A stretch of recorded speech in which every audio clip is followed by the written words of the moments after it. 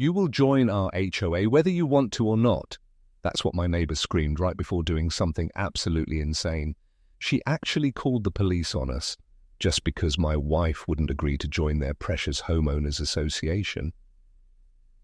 Yes, real officers showed up at our doorstep.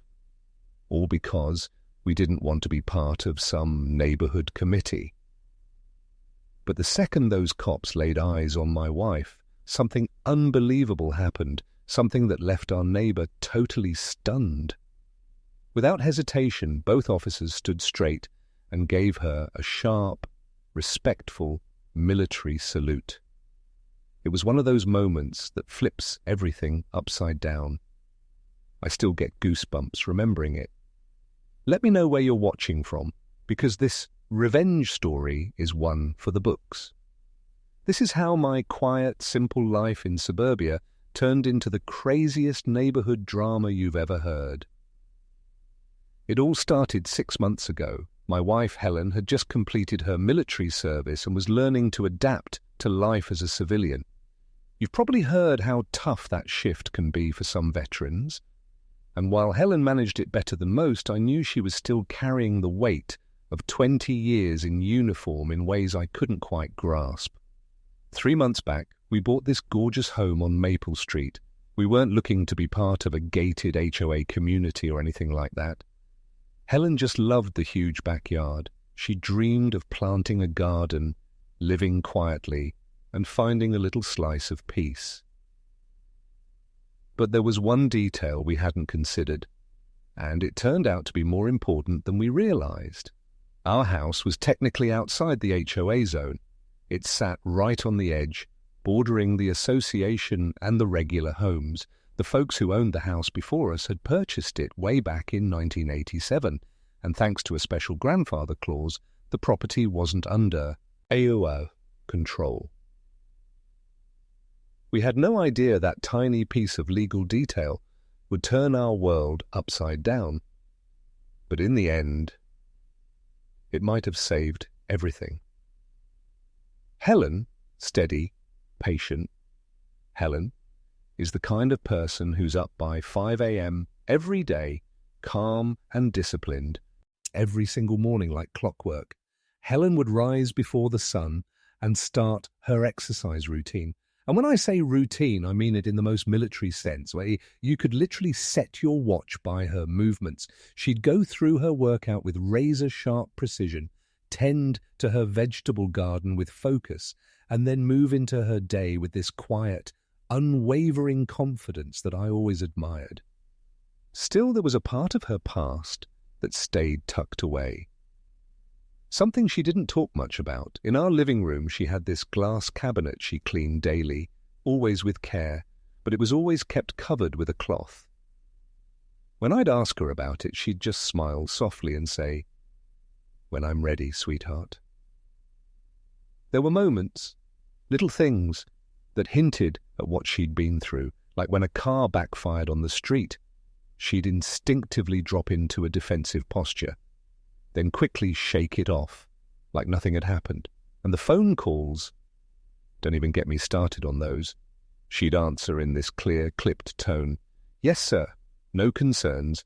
Everything's stable. We'll report if anything changes." Whenever I asked who was calling, she'd simply say it was an old colleague checking in on how her transition from military life was going. Then came Linda Walsh, 53 years old, newly divorced, and clearly channeling all her pent-up frustration into her self-appointed role as the queen bee of the local HOA. This woman had been a legal assistant for most of her life, so she thought she was an expert in property codes and community bylaws. When I first met Linda, she actually came off as polite, but there was something unsettling in the way she talked about neighborhood regulations. Her eyes would light up, and not in a good way, every time she mentioned community standards. She'd clearly done her research on us, asking friendly questions that were anything but innocent. She wanted to know all about Helen, what she did for work, where she came from, whether she was retired, just weirdly specific stuff. That's when Linda made her first major mistake. She completely underestimated my wife. Linda had probably done a shallow internet search, maybe typed in Helen Thompson military, and skimmed through a few generic results about veterans adjusting to civilian life. In her mind, she thought she'd found an ideal recruit. An out-of-work veteran, maybe a bit lost, someone who could be nudged into joining the HOA for support. Oh, how wrong she was. Linda started going around the neighborhood, telling people we were a military family who might be struggling to adapt, and that Helen, in her words, could really benefit from the stability and community involvement that came with being part of the HOA. She was building this entire narrative about us without ever having a real conversation. Then came Linda's big move. I was at work when it happened. She showed up at our doorstep with a massive 47-page packet. When I got home, Helen was at the kitchen table, the entire thing laid out in front of her, every page covered in sticky notes and markings. She looked like she was preparing for a classified military op. "What's all this?" I asked. Helen glanced up with a look I'd never seen before, not angry, but intensely focused and icy calm. "Linda dropped off a mandatory HOA packet," she said evenly. "She wants us to join their association, fork over a $2,000 initiation fee, and agree to follow all their community guidelines." Her voice carried that restrained, deliberate edge I recognized from her old training, calm but ready to strike. "I told her our deed clearly shows we're outside the HOA's jurisdiction," Helen added. "We're not joining." That's when I realized Linda had stepped into the wrong backyard. Instead of running into a lost soul, she'd stumbled upon someone who read every clause of her paperwork, challenged enforcement powers, and demanded legal proof of authority, all with surgical precision. Can only imagine the expression on Linda's face when Helen began discussing land records, zoning boundaries, and municipal ordinances. It must have been absolutely priceless. Things weren't unfolding the way Linda had expected. Over the following days, she began firing off these so-called compliance notifications via email, styled to look official. She claimed that every home on Maple Street was required to join the HOA to maintain neighborhood standards. Helen's replies, absolute legal brilliance. She countered with detailed property maps, municipal documents, and city filings that clearly showed our home fell outside of the HOA's authority. Watching her respond to Linda was like watching a grandmaster in a chess match with someone who didn't know what castling was. But instead of admitting defeat, Linda only doubled down. It was like she couldn't process the idea that someone might be beyond her influence. And through it all, Helen stayed composed, remarkably so. When I vented my frustration about Linda's constant pressure, Helen would just smile faintly and say, "Let her keep going. The deeper she digs, the harder she falls. Let her bury herself." It was like she was following some kind of long-game strategy I couldn't quite grasp, but I never questioned it. I trusted her completely. There were times I'd catch her standing silently near the locked display case in our hallway, just gazing at it. I never asked what was inside, but I could tell that whatever it was, it meant something deep. Maybe strength, maybe memory. Then came Linda's fateful field trip to City Hall. The moment everything shifted, though we didn't realize it right away. She barged into the clerk's office, demanding to know how she could compel homeowners who weren't part of the HOA to comply for the sake of community protection. The clerk, likely thinking she was just another busybody neighbor, casually responded, "Oh, you must mean Chief Thompson's daughter. She just came back from overseas. That house isn't part of the HOA. It was grandfathered out in 198. 7. Linda zeroed in on the part about military service, interpreting it as confirmation that Helen might be dealing with PTSD or post-deployment adjustment issues. What she completely missed, and fatally so, was the other part. Chief Thompson. What Linda didn't realize was that Helen had already made a phone call of her own, a quiet move that would shift the entire course of events. The real question was, who had she called and why was she so composed about whatever storm was heading our way? After Linda's first loss, I assumed she'd finally get the hint and step back. Helen had professionally picked apart every one of her claims using verified legal documents and municipal codes. You'd think that would be enough to deter anyone. But Linda Walsh wasn't anyone, and she certainly wasn't rational. Her whole sense of identity after the divorce seemed tied up in being the enforcer of neighborhood order. And Helen, simply by standing her ground, had thrown a wrench into that illusion. It wasn't just about regulations anymore. It was personal. What happened next revealed how far some people will go when their authority feels threatened. Linda began watching us like we were under surveillance. She dug into resources about veterans returning to civilian life and somehow twisted it all into this belief that Helen was unstable and resistant to community cohesion. But it wasn't random, it was disturbingly calculated. One afternoon, while Helen was inside the house, Linda cornered me in the driveway. She had this overly sweet, concerned neighbor voice that immediately put me on edge. She said, "Your wife seems a bit hesitant about being part of our community HOA. She tilted her head and added with fake compassion, "I've worked with troubled veterans before. They sometimes need structured environments and support to readjust." I kept my tone even. "We're not interested in the HOA, but thank you," I told her. On the outside, I was calm. On the inside, I was boiling. Who was she to imply that my wife needed professional help? That was the moment Linda escalated her tactics into something I can only describe as psychological warfare. Her opening salvo, a completely fabricated claim that Helen's vegetable garden extended into HOA land. She marched over one morning armed with a tape measure and some paperwork that looked official, demanding Helen either sign up for HOA membership or tear out the garden and pay a $750 violation fine.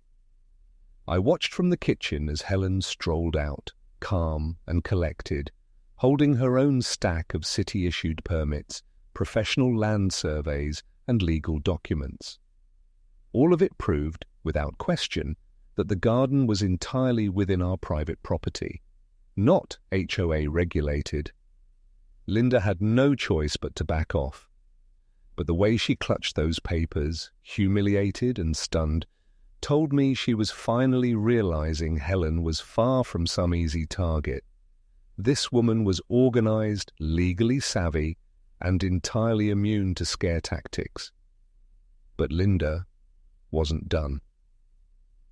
Her most manipulative move came next, what she dubbed a neighborhood standards meeting. She hand-delivered invitations to every house on the block, masking it as a casual conversation about property values and neighborhood safety. The real message was obvious. Outsiders like us, people not part of the HOA, were somehow a threat to community order. I was ready to skip it, but Helen was already preparing to attend. "We meet this head-on," she told me, her voice steady, the same tone she used in what I'd started calling her combat mode. The meeting took place in Linda's overly pristine living room. The atmosphere was thick the moment we stepped inside. It was clear Linda had rallied a few allies beforehand, neighbors who repeated phrases like community consistency and shared expectations. But then Helen stood up. She didn't raise her voice. She did, and insult anyone. Instead, she calmly dismantled each accusation using facts, local ordinances, and documented exemptions. She even produced legal proof of a grandfather clause that had protected our property rights long before the HOA ever existed. Helen cited local municipal codes, dismantling Linda's arguments one by one. By the time the meeting wrapped up, even the most skeptical neighbors were impressed by Helen's clarity, professionalism, and command of the facts. Meanwhile, Linda's circle of supporters looked visibly shaken. That night, I walked into the kitchen at 2 a.m. to find Helen hunched over a pile of HOA law books and printouts, scribbling down notes like she was preparing for a court hearing. "You're really incredible at this," I told her. "What exactly did you do in the military?" She glanced up with a soft smile, equal parts affection, and something a bit more reserved. "Leadership training," she said gently. "When you're in charge of others' lives, you learn how to handle tough personalities." The way she said it struck something in me. It was clear there were layers to her past I hadn't even begun to uncover. But I also knew Helen would open up when she felt the time was right. In the meantime, she was quietly forming her own strategy, reaching out to neighbors, compiling notes, and documenting every incident. Turns out Linda had been doing this for years, bullying residents into joining the HOA, issuing phony citations, and manipulating social pressure to get compliance.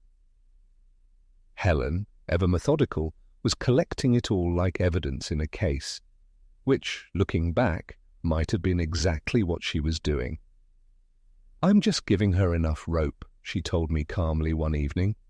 "Sometimes the most satisfying victories happen when people hang themselves with their own lies." Then came the next desperate move.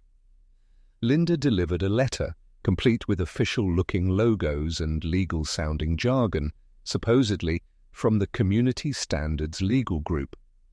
It claimed that for safety purposes, non-HOA homes could be forcibly absorbed into the association.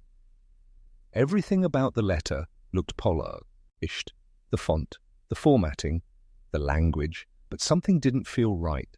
Helen immediately set to work, spending the next 10 minutes dissecting every inch of it. Helen spent just a few minutes on the phone with the State Bar Association before waving me over with a look of quiet satisfaction. "It's not even a real law firm," she said. "I've already reported it. What Linda just did qualifies as mail fraud." I stood there watching as Helen calmly added the letter and her notes to a steadily growing folder. That's when it hit me. This wasn't just a neighborly dispute anymore. Things were escalating into something far more serious. Soon after, Helen's phone calls started becoming more frequent and more cryptic. I'd overhear fragments like, "Escalation proceeding as expected, may need confirmation soon, maintain operational integrity." When I asked her who she was speaking to, she'd offer a casual answer. Something about an old colleague checking in on how her retirement was going, but her tone during those calls said otherwise. It was all business, crisp, deliberate, like she was delivering updates in a classified briefing. Around the neighborhood, it was clear people were beginning to take sides. Helen had quietly built support from those who'd previously been bullied by Linda. Neighbors who respected Helen's calm leadership, and others who were simply fed up with being intimidated. Meanwhile, Linda's camp had shrunk to just a few holdouts, most of whom seemed more fearful of crossing her than actually aligned with her. I'd catch glimpses of Linda through her front windows, pacing like a trapped animal, wildly gesturing during phone calls. You could practically feel the desperation radiating off her. Then one evening, everything came to a boiling point. I overheard Linda on the phone, her voice sharp with anger. "If pressure from the community won't work, I'll get the real authorities involved. One report about a mentally unstable veteran with weapons training, and the cops will show her she needs HOA oversight." It hit me like a punch in the gut. She was planning to weaponize Helen's military past.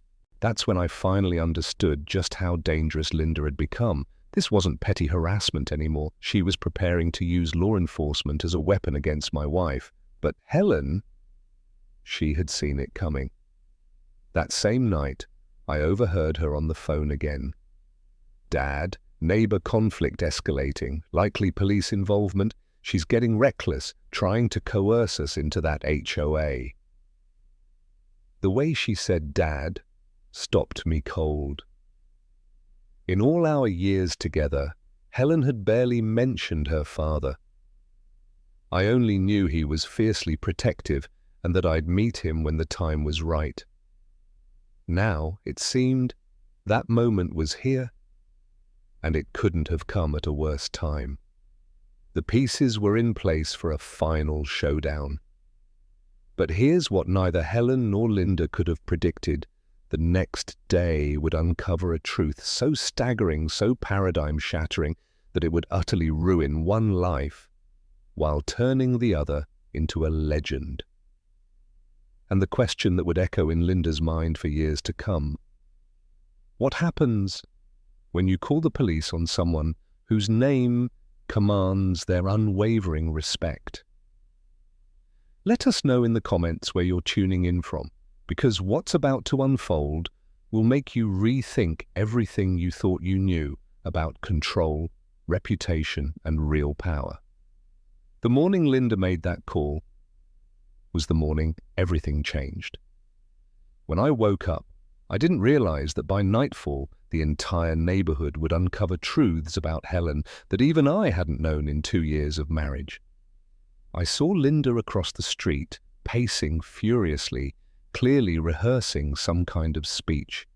She was fully convinced that getting the police involved would be her masterstroke, her moment of victory. She couldn't have been more wrong. Linda believed she had devised the ultimate power move, the one tactic that would finally break Helen's resistance and force her into HOA submission. Her strategy was as sinister as it was straightforward. She would report Helen as a potentially unstable combat veteran, exhibiting suspicious behavior and refusing to participate in HOA governance. In Linda's warped mind, this was an act of public service, a necessary measure to ensure the neighborhood's safety by enforcing structure on someone she saw as rogue and unpredictable. If Helen wouldn't agree to the HOA's rules willingly, Linda was certain the police would make her see the necessity of it, for her own good and that of the families nearby. But the entire scheme rested on one deeply flawed belief, that law enforcement would interpret someone living outside HOA rules as a threat to community stability.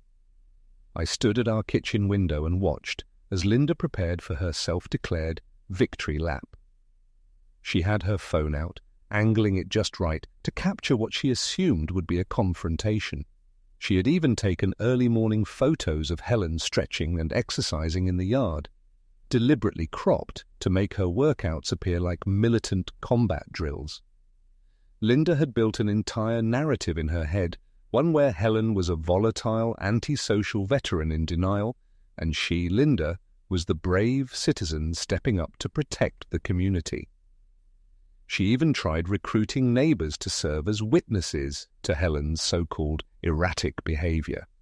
But most people politely declined, either uncomfortable with Linda's obsession or quietly supportive of Helen's independence. Then came the moment that changed everything. It was exactly 9:15 a.m., I remember, because I was brewing coffee when Linda's raised voice carried across the street. "I need to report a concerning issue," she said into her phone. "Military veteran refusing HOA participation, displaying aggressive patterns, possibly weapons trained, isolating from neighbors." She leaned heavily on the kinds of buzzwords that trigger veteran mental health responses, and the dispatcher didn't brush it off. They took it seriously and scheduled a welfare check for later that morning.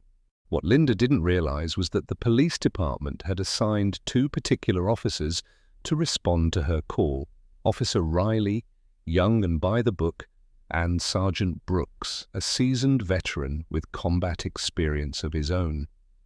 The briefing they received labeled the situation as a routine welfare check involving a military veteran with possible psychological concerns, a sensitive case that, by department policy, required body cameras and a supervising officer present on site.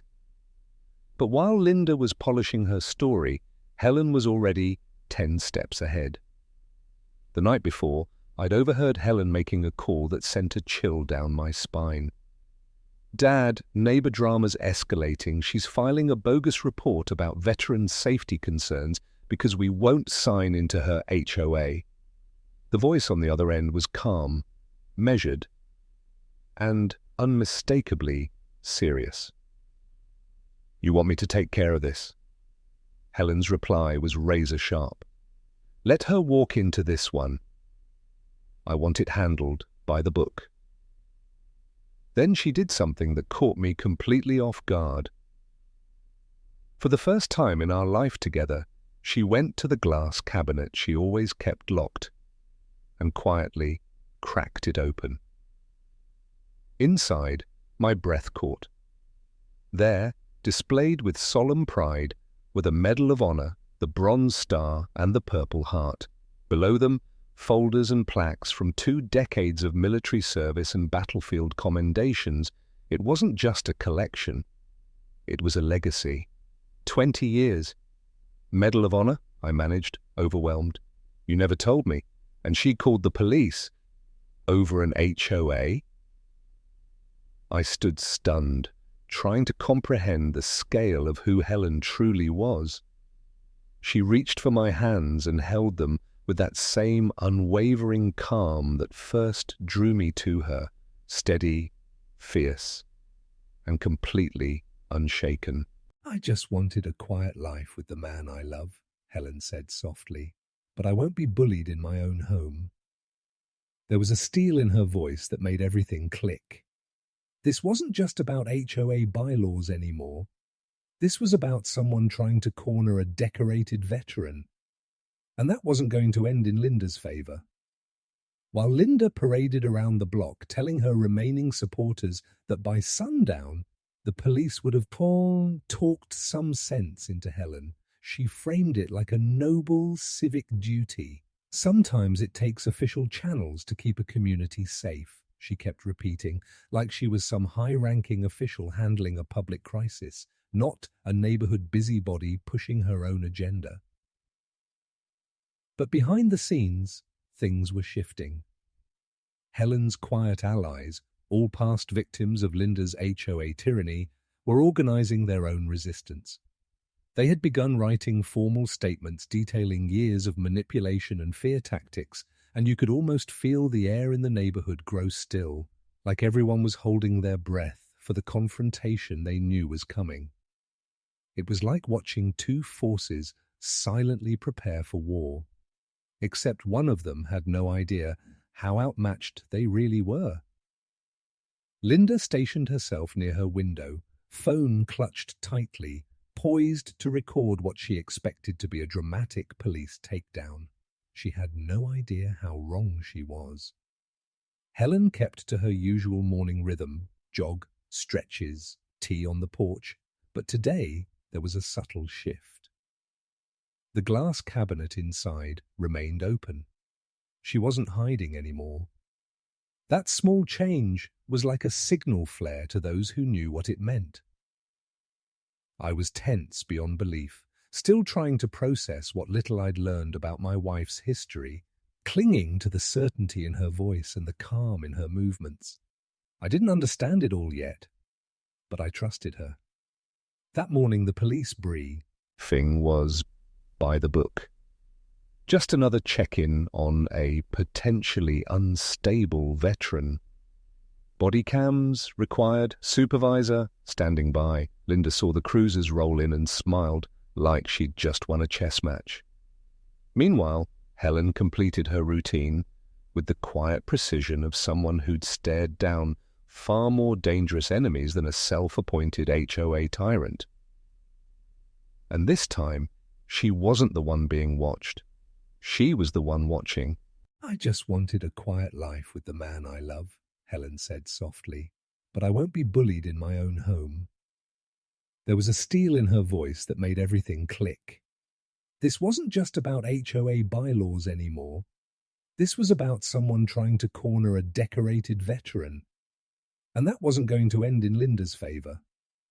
While Linda paraded around the block telling her remaining supporters that by sundown, the police would have talked some sense into Helen, she framed it like a noble civic duty. Sometimes it takes official channels to keep a community safe, she kept repeating, like she was some high-ranking official handling a public crisis, not a neighborhood busybody pushing her own agenda. But behind the scenes, things were shifting. Helen's quiet allies, all past victims of Linda's HOA tyranny, were organizing their own resistance. They had begun writing formal statements detailing years of manipulation and fear tactics, and you could almost feel the air in the neighborhood grow still, like everyone was holding their breath for the confrontation they knew was coming. It was like watching two forces silently prepare for war, except one of them had no idea how outmatched they really were. Linda stationed herself near her window, phone clutched tightly, poised to record what she expected to be a dramatic police takedown.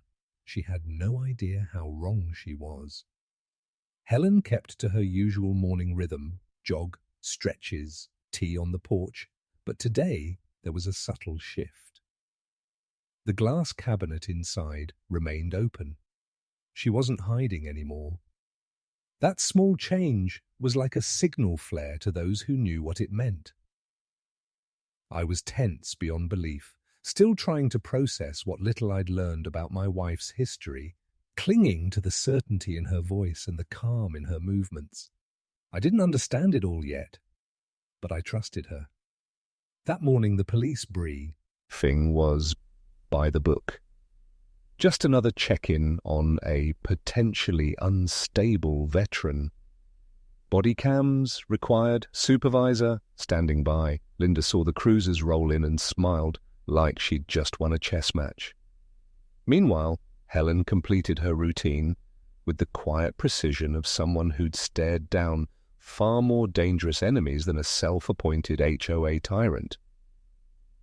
And this time, she wasn't the one being watched. She was the one watching. "I've survived 3 deployments in combat zones," she said under her breath. "One bitter neighbor isn't going to be the thing that breaks me." As morning crept toward the inevitable confrontation, it became clear to me that Linda's so-called masterstroke was about to spectacularly backfire. She believed power came from fear, from pressuring neighbors into signing HOA forms. She confused authority with her ability to twist small-town politics to her will. But today she was about to discover the real weight of authority, the kind forged in service, sacrifice, and unshakable resolve, not intimidation. 2 squad cars were already rolling toward our street. Linda waited at her window, phone in hand, convinced this was the moment she'd bring Helen to heel, proof of her dominance. Inside, Helen stood calmly by the open display cabinet, filled with things that told a history Linda could never grasp, a legacy measured in duty and valor. But what Linda didn't know was that in less than 20 minutes, she'd witnessed something that would blow apart everything she thought she understood about control. Something that would show her she hadn't just misjudged the situation. She'd picked the worst possible person to antagonize. Helen wasn't just a quiet woman with a stubborn streak. She was a recipient of honors most people don't even dare to dream of. And what could possibly cause 2 fully armed officers to halt mid-duty and offer the highest gesture of respect? That was the question. As the patrol cars eased into our driveway, my pulse kicked up like I was the one under investigation. I could see Linda watching from her house, practically glued to her front window, phone ready to record what she thought would be a humiliating spectacle. Helen dragged into line. The officers, exited their vehicles with measured professionalism. Officer Riley, fresh-faced and alert, looked like he was still proving himself. Sergeant Brooks moved with a quiet authority, the kind that comes from decades on the job. Linda's grin was unmistakable, smug and expectant. She truly believed this was her victory lap. Then the doorbell rang, and I opened the door. "I've survived 3 deployments in combat zones," she said under her breath. "One bitter neighbor isn't going to be the thing that breaks me." As morning crept toward the inevitable confrontation, it became clear to me that Linda's so-called masterstroke was about to spectacularly backfire. She believed power came from fear, from pressuring neighbors into signing HOA forms. She confused authority with her ability to twist small-town politics to her will. But today she was about to discover the real weight of authority, the kind forged in service, sacrifice, and unshakable resolve, not intimidation. 2 squad cars were already rolling toward our street. Linda waited at her window, phone in hand, convinced this was the moment she'd bring Helen to heel. Proof of her dominance. Inside, Helen stood calmly by the open display cabinet, filled with things that told a history Linda could never grasp, a legacy measured in duty and valor. But what Linda didn't know was that in less than 20 minutes, she'd witnessed something that would blow apart everything she thought she understood about control. Something that would show her she hadn't just misjudged the situation. She'd picked the worst possible person to antagonize. Helen wasn't just a quiet woman with a stubborn streak. She was a recipient of honors most people don't even dare to dream of. And what could possibly cause 2 fully armed officers to halt mid-duty and offer the highest gesture of respect? That was the question. As the patrol cars eased into our driveway, my pulse kicked up like I was the one under investigation. I could see Linda watching from her house, practically glued to her front window, phone ready to record what she thought would be a humiliating spectacle. Helen dragged into line. The officers exited their vehicles with measured professionalism. Officer Riley, fresh-faced and alert, looked like he was still proving himself. Sergeant Brooks moved with a quiet authority, the kind that comes from decades on the job. Linda's grin was unmistakable, smug and expectant. She truly believed this was her victory lap. Then the doorbell rang, and I opened the door. "I've survived 3 deployments in combat zones," she said under her breath. "One bitter neighbor isn't going to be the thing that breaks me." As morning crept toward the inevitable confrontation, it became clear to me that Linda's so-called masterstroke was about to spectacularly backfire. She believed power came from fear, from pressuring neighbors into signing HOA forms. She confused authority with her ability to twist small-town politics to her will. But today she was about to discover the real weight of authority, the kind forged in service, sacrifice, and unshakable resolve, not intimidation. 2 squad cars were already rolling toward our street. Linda waited at her window, phone in hand, convinced this was the moment she'd bring Helen to heel. Proof of her dominance. Inside, Helen stood calmly by the open display cabinet, filled with things that told a history Linda could never grasp, a legacy measured in duty and valor. But what Linda didn't know was that in less than 20 minutes, she'd witnessed something that would blow apart everything she thought she understood about control. Something that would show her she hadn't just misjudged the situation. She'd picked the worst possible person to antagonize. Helen wasn't just a quiet woman with a stubborn streak. She was a recipient of honors most people don't even dare to dream of. And what could possibly cause two fully armed officers to halt mid-duty and offer the highest gesture of respect? That was the question. As the patrol cars eased into our driveway, my pulse kicked up like I was the one under investigation. I could see Linda watching from her house, practically glued to her front window, phone ready to record what she thought would be a humiliating spectacle: Helen dragged into line. The officers exited their vehicles with measured professionalism. Officer Riley, fresh-faced and alert, looked like he was still proving himself. Sergeant Brooks moved with a quiet authority, the kind that comes from decades on the job. Linda's grin was unmistakable, smug and expectant. She truly believed this was her victory lap. Then the doorbell rang, and I opened the door. My palms were damp, but I managed a polite tone. "Officers, what can I do for you today?" Officer Riley glanced at the clipboard in his hand and spoke evenly. "We received a welfare check request regarding a veteran named Helen Thompson. The report mentioned concerns about community integration." I could see them scanning the house, noting the tidy yard, the clean porch, and my calm demeanor. There were no signs of trouble.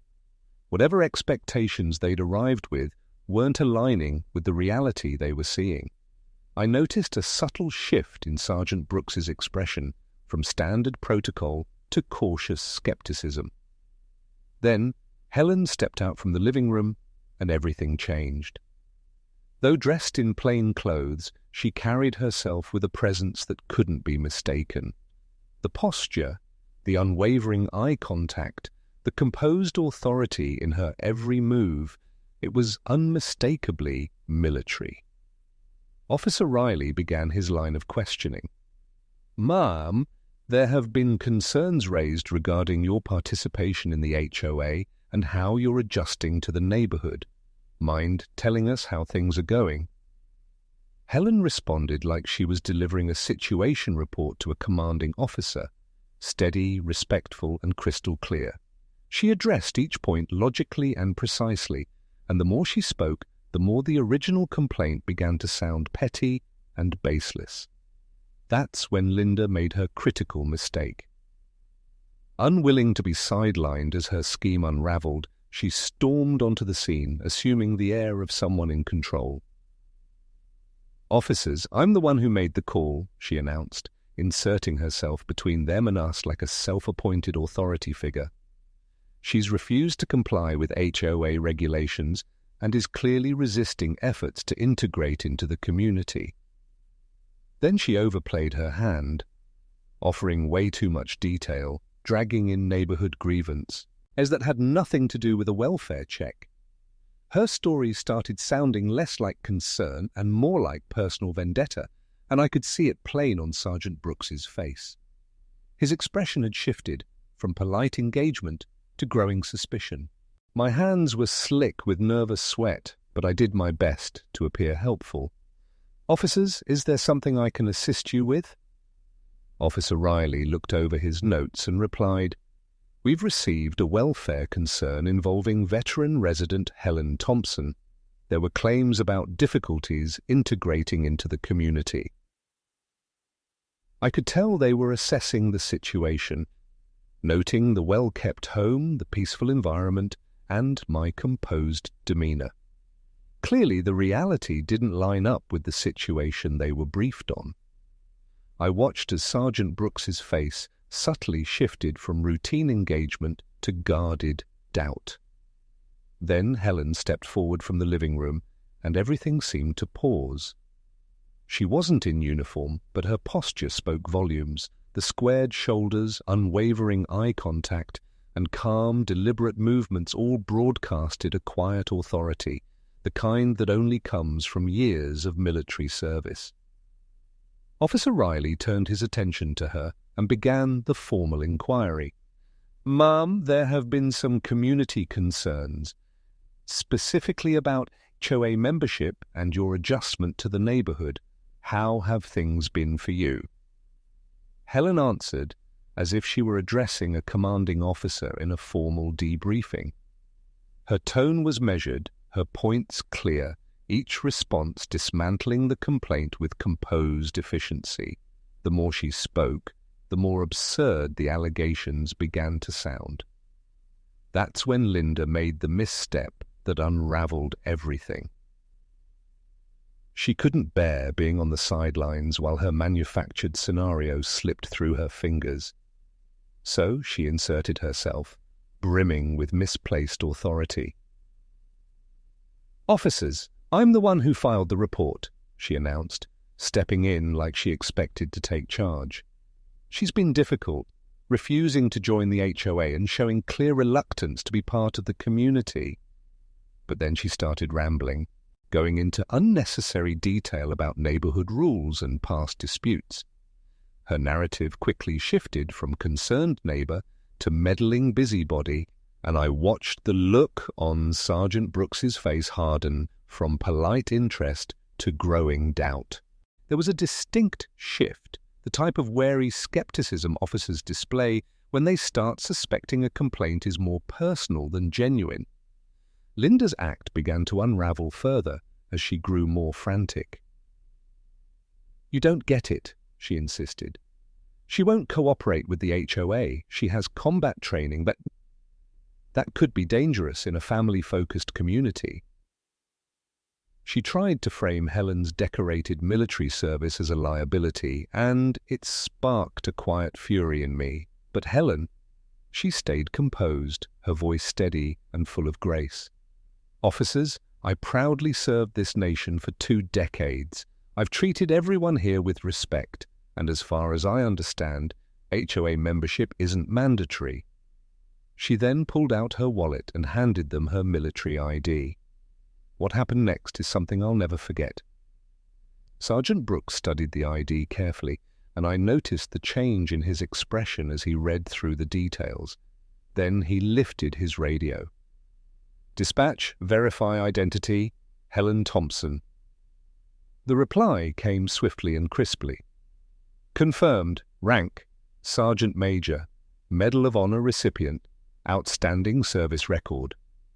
The room went still, like time itself paused to absorb what had just been revealed.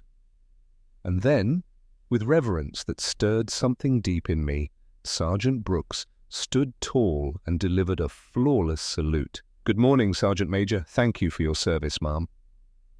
Officer Riley followed suit, his posture sharp, his respect unmistakable, honoring my wife with the dignity reserved only for the nation's most distinguished.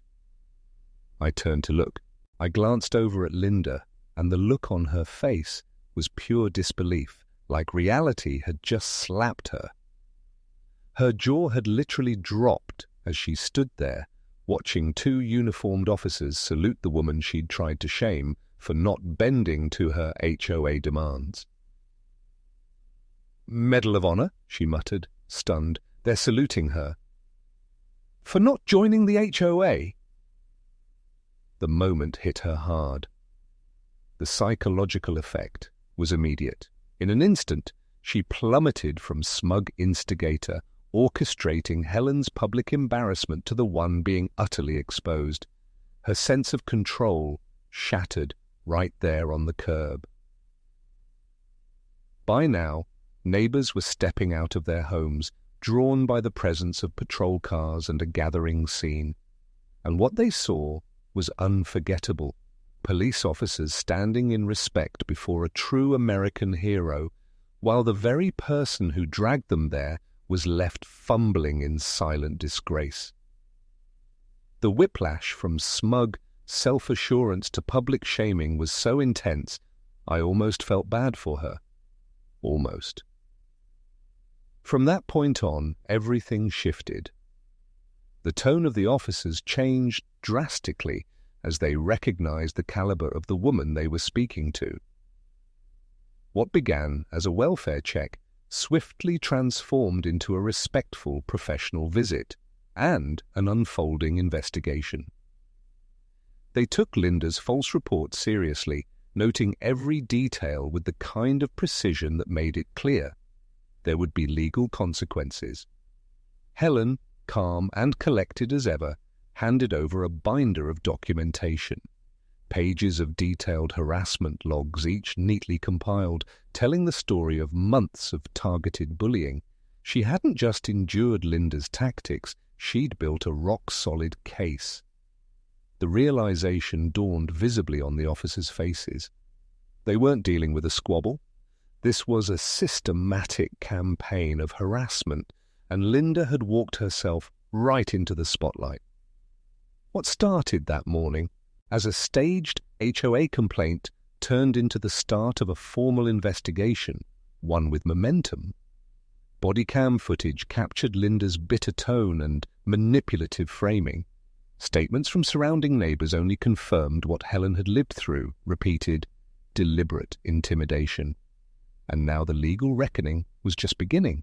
Harassment, misuse of emergency resources. Linda had crossed every line.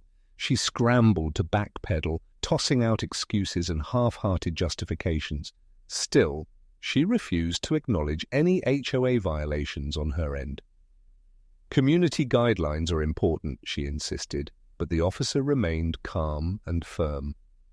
Mum, HOA disagreements aren't criminal matters unless someone breaks the law. That's when Sergeant Brooks' radio crackled to life, delivering the final nail in the coffin of Linda's crumbling authority. We need a supervisor at Chief Thompson's daughter's location. Officer Riley paused, clearly puzzled. Chief Thompson's daughter? Linda overheard every word, and I saw the blood drain from her face as realization struck like a hammer. Not only had she falsely reported a Medal of Honor recipient, but she had also targeted the daughter of the police chief. A supervisor vehicle's siren began to echo in the distance, growing louder by the second. Helen didn't flinch. She stood exactly as she had all along, confident, serene, and fully in control. The neighborhood reaction was immediate and overwhelming. News traveled fast. Linda had tried to weaponize the police to pressure a decorated war hero into HOA submission, and the officers had responded by honoring the hero instead. Any lingering support Linda had was crumbling. Her few allies were now quietly backing away, eager to escape the fallout. Residents who'd once tiptoed around her were finally seeing her for what she really was, a petty tyrant who had picked the absolute wrong person to push around. Then came something no one expected, an outpouring of appreciation. Neighbors came forward one by one, shaking Helen's hand, thanking her for her service, and apologizing for everything Linda had put her through. The respect was real, and so was the shift in community energy. As we stood waiting for the supervisor to pull up, it became clear. Linda's ultimate weapon had backfired exactly as Helen had anticipated. It hadn't silenced or scared Helen, it had exposed Linda completely. She thought she held power because she manipulated HOA rules and kept others afraid. She thought authority came from fear and control, challenging her. But genuine authority, the kind that earns salutes from officers, comes from sacrifice, service, and the courage to risk everything for a cause greater than HOA control. Linda was about to receive a brutal education in that truth. The real shock, though, was still on its way. Linda believed she understood what influence looked like. She thought she had a handle on command. But in the next minute, she was about to realize that authentic power doesn't stem from HOA board seats or petty politics. It arises from something much deeper. And then came the moment that shattered everything. Ask yourself, when the highest-ranking officer in town addresses someone with the word sweetheart, what does that say about the person you've been trying to intimidate? Drop your location in the comments, because Echo Stories is about to unfold one of the most jaw-dropping reversals you've ever seen. The supervisor's vehicle approached with the intensity of thunder preceding a violent storm. Linda's hands visibly trembled. The seriousness of her mistake was dawning on her, but even then, none of us were prepared for what came next. The car door opened, and out stepped Chief Thompson himself. He moved with the unmistakable confidence of a man who commands an entire force. Tall, firm, exuding decades of leadership in every motion, this was someone no one second-guessed. But then everything changed. The moment he spotted Helen standing by the patrol officers, poised, graceful, and clearly respected, his demeanor softened instantly, revealing something far more intimate. "Hello, sweetheart. Everything okay here?" Those words struck the gathering like a grenade. You could almost hear the air being sucked from Linda's lungs, her expression twisted from mild confusion to outright horror as she processed what had just been said. The chief of police had referred to my wife as sweetheart, and suddenly every overlooked clue clicked into place, devastatingly for Linda. Sergeant Brooks immediately stood at attention and began delivering his report with crisp authority. "Chief, welfare check conducted on veteran resident. Identity confirmed as Sergeant Major Helen Thompson, Medal of Honor recipient." He hesitated only briefly, as though choosing the next words with utmost care. "Also, your daughter, sir. False report filed alleging misconduct tied to military service." Every detail was laid out like a courtroom case, meticulously and thoroughly. Body cam evidence, incident logs, harassment reports, sworn eyewitness accounts, everything Helen had been quietly compiling over the past months was now being handed to the one person in the entire county who had both the authority and the personal motivation to act decisively. And Chief Thompson wasn't just hearing this as the top law enforcement official. He was hearing it as a father whose decorated daughter had been maliciously targeted by someone who thought power came from playing HOA politics. Though his expression remained locked in professional neutrality, the storm behind his eyes made it clear. This had become deeply personal. Linda's breakdown was both spectacular and unsettling. The realization that she had not only summoned officers to intimidate the police chief's daughter, but a Medal of Honor recipient whose valor silenced every badge on scene, sent her spiraling. "Chief's daughter? Medal of Honor? I was protecting the community," she gasped, her voice teetering on panic and hysteria. Her excuses were frantic and barely coherent. She clung to her narrative of enforcing community rules, but each word spilled from her mouth like another shovel of dirt tossed into her own legal pit. The national weight of Linda's actions was starting to settle in. Harassing a Medal of Honor recipient isn't just a local misstep, it can cross into federal territory. The false accusations, the targeted intimidation, the weaponizing of emergency services to harass a decorated veteran, each act Linda had committed was now under serious scrutiny as a potential federal offense. Chief Thompson kept his composure, but the restrained fury in his demeanor was unmistakable. He listened as officers presented months of documentation showing how someone had systematically gone after his daughter just because she wouldn't cave to HOA pressure. For me, that moment was overwhelming in ways I still haven't fully processed. Hearing the true depth of Helen's military legacy, realizing who my father-in-law really was, understanding why Helen had remained so steady through all of Linda's harassment, it all struck me at once in a tidal wave of admiration, pride, and love.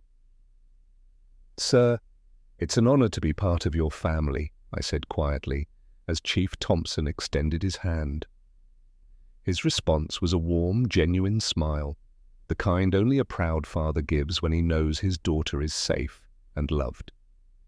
Meanwhile, the neighborhood was buzzing. People were stepping out of their homes, drawn by the commotion, the patrol cars, the chief's personal SUV, the gravity in the air. Whispers quickly turned into full conversations.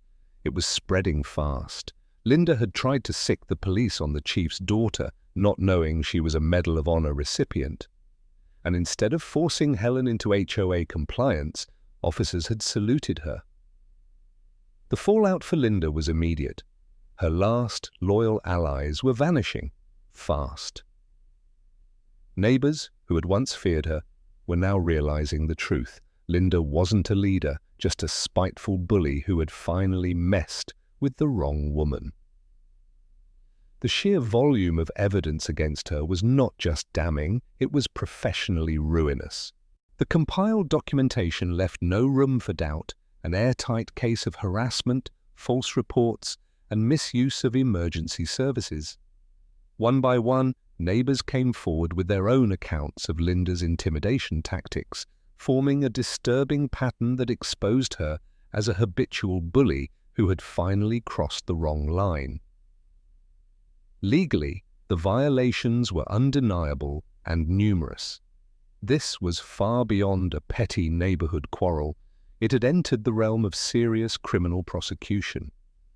The legal wheels began turning right on our lawn. Officers informed Linda she was being charged with filing false police reports, harassing a veteran, and misusing emergency resources. Watching her get handcuffed in full view of the neighborhood was a moment burned into everyone's memory. The local media was already getting wind of the unfolding story. "Woman harasses Medal of Honor recipient" was the kind of headline that wouldn't just go viral, it would shadow her for life. Linda's downfall wasn't just public, it was total, and entirely her own doing. What struck me hardest, though, was the quiet moment that followed. Chief Thompson pulled Helen into a firm embrace. "I wanted your return to civilian life to be peaceful," he said, his voice layered with both pride and restrained fury. "Welcome home, sweetheart. I'm proud of you every single day." The bond between Helen and the law enforcement officers around us was instantly visible. These were people who understood honor and sacrifice, and they immediately recognized it in her. The neighborhood's response was swift and heartfelt.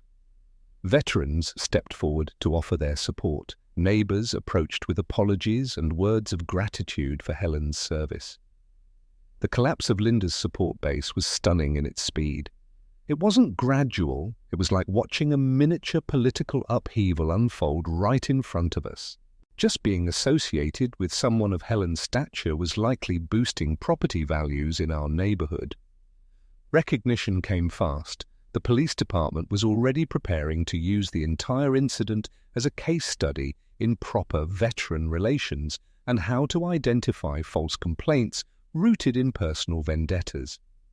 The district attorney's office treated it with the seriousness it deserved, particularly because of the veteran harassment aspect. Meanwhile, the VA announced they were opening a formal inquiry into patterns of potential discrimination against decorated veterans. A legal precedent was now taking shape, one that protected Medal of Honor recipients from precisely this type of mistreatment. As Linda was driven off in the back of a squad car, the neighborhood stood in collective silence. Chief Thompson stood with his arm around Helen, radiating pride. "This is how we honor those who serve," he said softly. The visual contrast couldn't have been more striking, the disgraced bully in cuffs and the decorated war hero embraced by her community. This wasn't just justice being done, it was justice served with poetic finality, the kind that renews your belief that the system can sometimes get it right. But while justice had been delivered, Linda's chapter wasn't closed. The looming question hovered. What becomes of someone who collapses so spectacularly, so fast? Can a person who built their entire existence around control and coercion ever rediscover basic decency, or more pointedly, Does someone like Linda even merit redemption? The legal process that followed didn't leave room for ambiguity. It was swift, thorough, and absolutely unforgiving. Within 3 days, Linda was facing formal charges: false police reporting, harassment of a veteran, and misuse of emergency resources. The evidence was overwhelming. Her own attorney reportedly reviewed the body cam footage, the months of documented abuse, and the mountain of witness testimony, then gave Linda one piece of blunt advice: plead guilty immediately. There was nothing left to fight. There was no viable defense left for Linda. Trying to contest the charges would only extend her punishment and rack up legal fees she couldn't afford. The media firestorm that followed was everything she had probably feared, and worse. Neighbor harasses Medal of Honor recipient wasn't just a headline, it became the defining narrative of her life. News clips of police officers saluting Helen while Linda stood frozen in disbelief spread like wildfire. The footage went viral, turning her into the unwitting symbol of HOA overreach and neighborhood tyranny. Military advocacy groups picked up the story. Veteran communities amplified it. And just like that, Linda became the face of everything people despise about petty, suburban politics and those who cling to power through fear and manipulation. Her sentence was swift and fitting. In months of probation, a $5,000 fine, 400 hours of community service at the local VA hospital, the judge didn't mince words during sentencing. Targeting a Medal of Honor recipient because she wouldn't submit to your HOA demands is a disgraceful misuse of emergency services and a profound insult to those who've served this country. Linda sat silent, visibly deflated. No smugness left, no righteous indignation. Just a shattered woman finally grasping the scope of what she'd done and what it would cost her. The community's reaction was immediate and seismic. Linda was stripped of all HOA authority before her arrest paperwork was even finalized. The emergency HOA meeting that followed was packed, wall to wall. For the first time, neighbors who had once stayed silent out of fear found their voices. People came forward with story after story, tales of intimidation, trumped-up violations, and relentless bullying masquerading as enforcing standards. The picture that formed was crystal clear. Linda hadn't been a community leader. She'd been a self-appointed tyrant who used fear to control, and now her downfall was total and entirely of her own making. The financial fallout was devastating. Between legal fees, court fines, and the plummeting value of her home tied to the scandal, Linda's savings were wiped out. Her part-time job let her go. No employer wanted to be associated with someone who had become a symbol of abuse and disgrace. Her name, face, and actions had gone viral in all the worst ways, making any role involving public trust impossible to secure. Even her grown children, humiliated by the national attention, began to distance themselves. The social isolation was swift and brutal. Friends stopped replying to her messages. Neighbors crossed the street to avoid her. The woman who once lorded over the community with arrogant authority was now completely alone.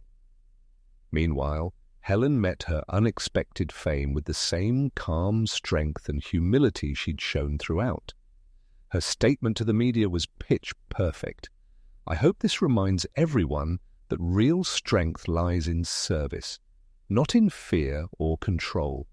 Communities thrive when we lift each other up, not when we push others down. She became a quiet force for good, volunteering on local improvement projects, speaking up for veterans dealing with discrimination, and using her platform not to retaliate, but to uplift. She never once gloated about Linda's humiliation, nor did she seek payback for the months of stress and harassment. As for me, the experience changed everything. My admiration for Helen deepened into something profound. Learning the full truth of her past and sacrifices opened my eyes to just how incredible she truly was. Together, we reformed the HOA's policies, putting guardrails in place to prevent such abuses from happening again. The ordeal brought us closer, our marriage strengthened by the storm we had weathered side by side. Family dinners with Chief Thompson became a treasured weekly tradition. I didn't just gain a father-in-law, I found a mentor and friend who shared stories of Helen's service that even she had never revealed. Our community blossomed in the aftermath of Linda's departure. We threw a block party to properly welcome Helen back, an event so full of joy and unity it became the largest neighborhood gathering in our area's history. We launched initiatives to support military families, finally moving forward on beautification efforts that had long been blocked by Linda's arbitrary rules. The neighborhood quickly gained a reputation as a haven for veterans, exactly the kind of community where good people wanted to live. Property values soared by 25% in just 6 months, and we soon had a waiting list of families eager to join a place known for uplifting heroes, not enabling bullies. Watching Linda's decline wasn't easy, even for someone who had caused so much harm. Half a year after her arrest, she sat alone behind closed blinds while the rest of the neighborhood came together in full force for our annual Heroes Celebration, a now beloved event honoring Helen and all the veterans whose stories had emerged after hers. Seeing her behind her window, forgotten and alone, while joy and gratitude echoed through the streets outside, was like witnessing justice unfold before your eyes. Quiet, undeniable, and complete. What followed cemented everything Helen had been through. Chief Thompson used the ordeal as a teaching moment within the department, educating his officers on how to better support veterans and spot complaints driven by personal grudges. Helen was invited to speak at various local and national events. Her story became a beacon of strength, not just for her military service, but for her grace under fire as a civilian. Inspired by her journey, the city passed new veteran protection guidelines. Even the district attorney's office referenced her case as part of their advocacy for stronger protections for decorated veterans. The legal precedent set by Linda's conviction was now being used to safeguard other Medal of Honor recipients from harassment and HOA abuse. But the most poignant justice didn't come from a courtroom. It came from the sight of an entire neighborhood, hundreds of people, local leaders, military officials, coming together to honor Helen and others like her. Linda sat upstairs alone, peering through her curtains at a world that had moved on without her, celebrating the very woman she tried to break. For the first time since it all began, I heard her voice faintly from her darkened room, whispering to no one. What have I done? Become? 6 months later, our community held the biggest block party in its history, a vibrant celebration honoring Helen and every veteran who called our neighborhood home. Linda sat silently, gazing through her upstairs window as the festivities unfolded. And for the first time, she whispered into the silence of her empty room, "What have I become?" But what no one could have expected was what came next. Linda was about to make a choice that would shock everyone who believed they knew the kind of person she was. After losing everything, her reputation, her social standing, even her identity, one question lingered. When a person is stripped of everything, what, if anything, can truly save them? And is it possible that the very people Linda once tried to destroy could be the ones to offer her a path to redemption? Let us know where you're tuning in from, because what unfolds next in Echo Stories might just restore your faith in second chances. 1 year after Linda's arrest, the neighborhood had undergone a transformation none of us could have envisioned during those long, hostile months of intimidation and turmoil. Home values had risen by 25%. Families were now on waiting lists, eager to join a community that proudly supported its veterans. Our annual Heroes Welcome had evolved into a celebrated regional tradition, drawing crowds from across the area to pay tribute to military families. The shift from toxic HOA rule to authentic, neighborly unity was so profound it was hard to even recall the fear and tension that had once been so dominant under Linda's leadership. Helen's influence had grown far beyond our streets. She had accepted a role with the VA, leading programs that helped veterans integrate into local communities. Her story was now part of national seminars for transitioning service members, offering inspiration and practical advice. Helen even helped shape federal housing protections for veterans and had fully embraced her new platform to stand up for those still fighting battles back home. The quiet strength that carried her through Linda's hostility had blossomed into bold leadership, impacting military families across the nation and guiding them toward the peaceful lives they deserved, earned through their selfless service. But perhaps the most unexpected transformation was unfolding within Linda herself. What started as a court-mandated punishment, volunteering at the VA hospital, felt like just another burden at first. But something shifted.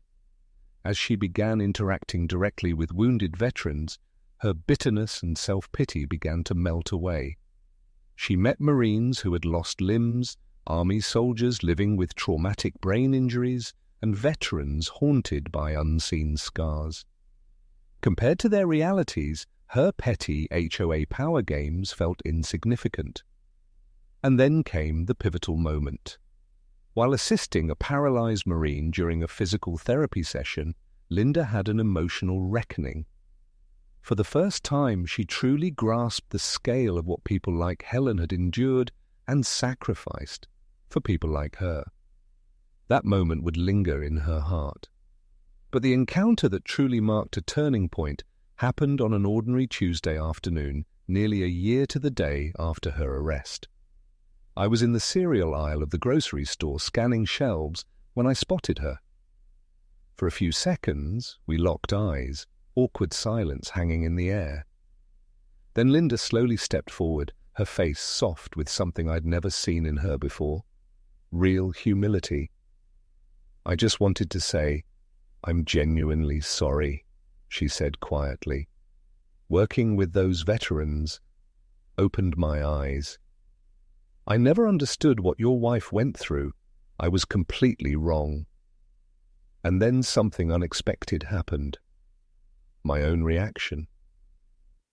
"We all mess up, Linda," I told her, surprised by my own words. "What matters is what we do afterward. Owning it. Changing." That single moment became Linda's first real connection with another human being in over a year.